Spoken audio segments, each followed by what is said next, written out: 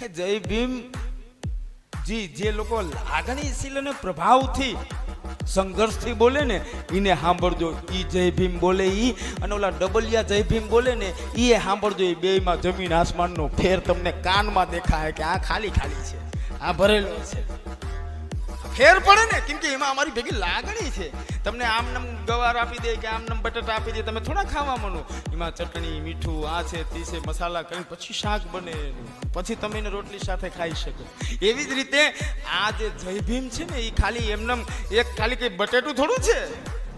એમાં 17 પ્રકારના મસાલા અમે જ્યારે ભભરાવીએ ને એટલે કે ક્યાંક અમે ટક ચૂકી જાય, ક્યાંક અમે બે ઝાપટું ખાઈ લઈએ, ક્યાંક અમે વેદનાઓ લોકોની સાંભળી લઈએ, ક્યાંક અમે પોતે અપમાનિત થઈ 1000 વખત.